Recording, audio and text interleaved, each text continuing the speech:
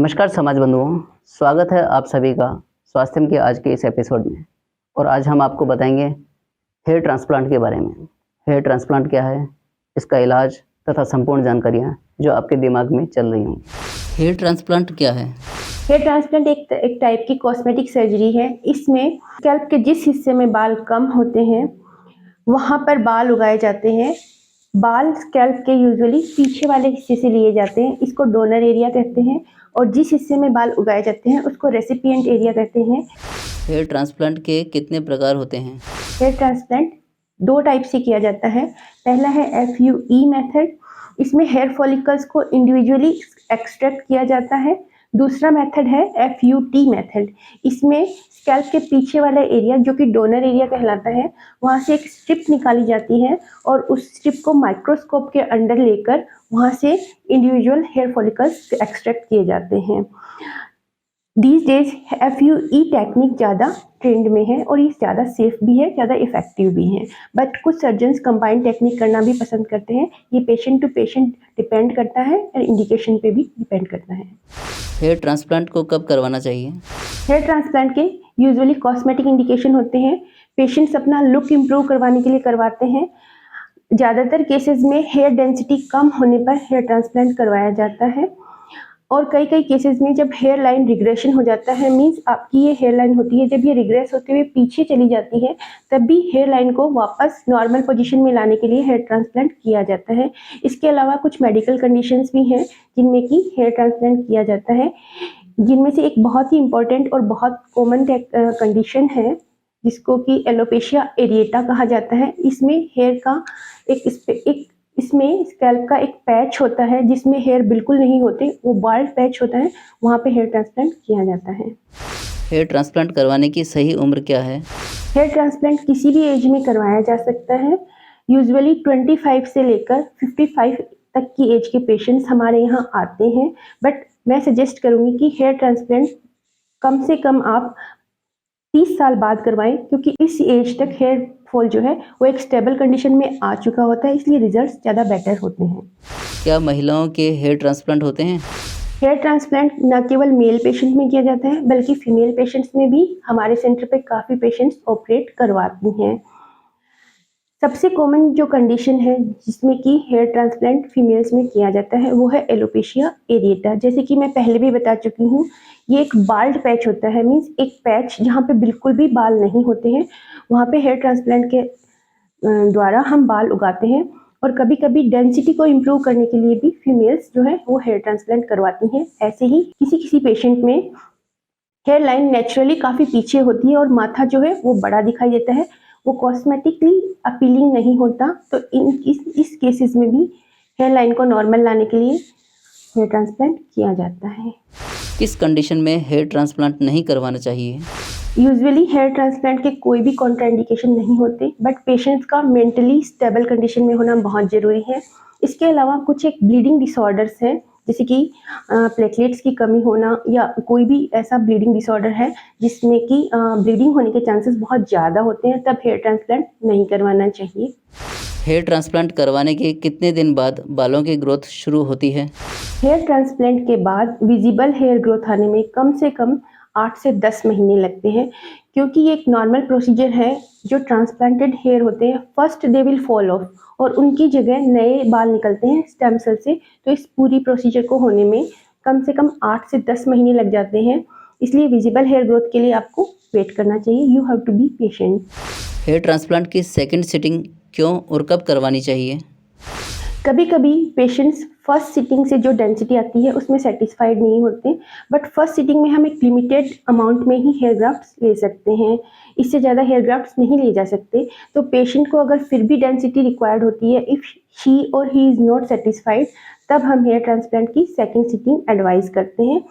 Second sitting करवाने के लिए कम से कम 6 महीने का गैप होना चाहिए और जो ऑप्टिमम गैप है वो 1 साल का करना ठीक रहता है। क्या हेयर ट्रांसप्लांट सक्सेसफुल है? Hair transplant surgery is one of the most successful cosmetic surgery. इसके रिजल्ट्स बहुत ही अच्छे हैं, that's why it is so popular now it is. Hair transplant के बाद किन किन बातों का ध्यान रखें? हेयर ट्रांसप्लांट के बाद आपको कोई भी विगरस फिजिकल एक्टिविटी नहीं करनी है, जिमिंग नहीं करनी है, वेट लिफ्टिंग नहीं करनी है, हेलमेट नहीं लगाना है, आपको कोई भी ऐसी एक्टिविटी नहीं करनी है जिसमें कि स्वेटिंग बहुत ज़्यादा होती हो। ये सब प्रिकॉशंस आपको कम से कम 3 महीने तक रखनी है। हेयर ट्रांसप्लांट के बाद बेड रेस्ट यूजुअली एडवाइजेबल नहीं होता, पर फिर भी बेटर होता है कि आप 7 दिन तक कम से कम लाइट रेस्ट करें। हेयर ट्रांसप्लांट के साइड इफ़ेक्ट क्या-क्या हैं? Hair transplant totally safe surgery है। अगर आप अच्छे ओटी सेटअप में और अच्छे हॉस्पिटल सेटअप में अच्छे डॉक्टर से हेयर ट्रांसप्लांट करवाते हैं तो इट्स टोटली सेफ। ना इसके बिल्कुल मिनिमम साइड इफ़ेक्ट होते हैं, जैसे थोड़ी बहुत ब्लीडिंग होना, थोड़ी बहुत स्वेलिंग आना, ये सब बिल्कुल छोटे एंड माइनर साइड इफ़ेक्ट्स हैं। कोई भी बड़ा side effects hair transplant surgery में नहीं होता है, पर फिर भी to be in safer side हम पूरे इन्वेस्टिगेशन करवाते हैं।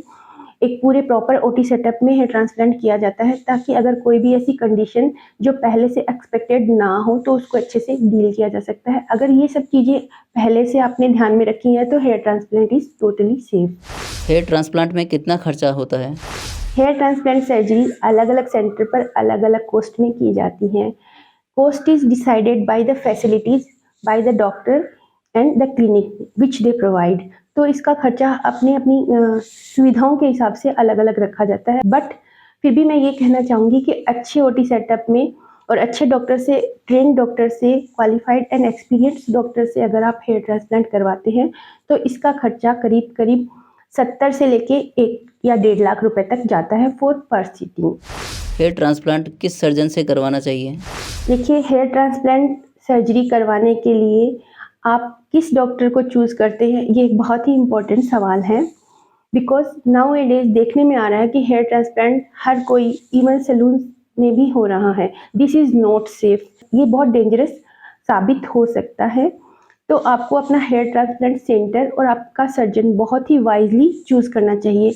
सर्जन वो हो जिसको कि सर्जरी का एक्सपीरियंस हो और हेयर ट्रांसप्लांट का एक्सपीरियंस हो, जिसके पास एक अच्छा ओटी सेटअप हो, एक अच्छा आईसीयू सेटअप हो, अच्छा नर्सिंग स्टाफ हो और जो हेयर ट्रांसप्लांट टीम है वो भी बहुत अच्छी हो, एक्सपीरियंस्ड हो और जिसके रिजल्ट्स आपने देखे सुने हों। सिर के अलावा और कहाँ हेयर ट्रांसप्लांट किया जाता है? देखिए, आजकल हेयर ट्रांसप्लांट सिर्फ सिर के बालों के लिए ही नहीं किया जाता है, बल्कि कुछ लोग बियर्ड शेपिंग के लिए भी हेयर ट्रांसप्लांट करवाते हैं। इवन आईब्रो का एक परफेक्ट लुक जो लोग चाहते हैं वो लोग भी आईब्रो ट्रांसप्लांट करवाते हैं। तो these are the other indications. सिर के अलावा और किस बॉडी पार्ट से ग्राफ्ट्स लिए जाते हैं? कभी-कभी ऐसा होता है कि डोनर एरिया में ग्राफ्ट्स पर्याप्त मात्रा में नहीं होते, means there are no enough grafts in donor area. तो उस कंडीशन में हम क्या करते हैं, बियर्ड एरिया से भी ग्राफ्ट लेते हैं। इसके अलावा बॉडी में चेस्ट पार्ट से भी हेयर ट्रांसप्लांट के लिए ग्राफ्ट लिए जा सकते हैं, बट जो मेथड सबसे ज़्यादा पॉपुलर है वो है beard hair transplant, means beard area के इस वाले पार्ट से हेयर ग्राफ्ट का लिया जाना। हेयर ट्रांसप्लांट के अलावा दूसरे ऑप्शंस क्या-क्या हैं? कभी कभी ऐसी कंडीशंस होती हैं कि हेयर ट्रांसप्लांट एडवाइजेबल नहीं होता, जैसे कि पेशेंट की मेंटल कंडीशन या पेशेंट इतना अफोर्ड नहीं कर सकता कॉस्ट वाइज। और कभी कभी ऐसा भी होता है कि patient is not ready for the surgery. तो अदर ऑप्शंस हमको, then what are the other options for these patients? इन पेशेंट्स में हम स्कैल्प माइक्रो पिगमेंटेशन कर सकते हैं। Other options for hair transplant are scalp micro pigmentation, PRP and medical therapies to stop the hair fall and to increase the density. बंधुओं, ये थी hair transplant से जुड़ी समस्त जानकारियाँ। अब यदि आपने हेयर ट्रांसप्लांट करवाने का मन में विचार बना ही लिया है तो आप सभी से अपील है कि किसी विशेषज्ञ डॉक्टर से ही परामर्श लें तथा इलाज करवाएं, अन्यथा यह इलाज आपके लिए जोखिम भरा भी हो सकता है। आज के लिए इतना ही, मिलते हैं अगले सप्ताह कुछ नई जानकारियाँ लेकर। तब तक आप देखते रहें Vishwakarma today YouTube news channel.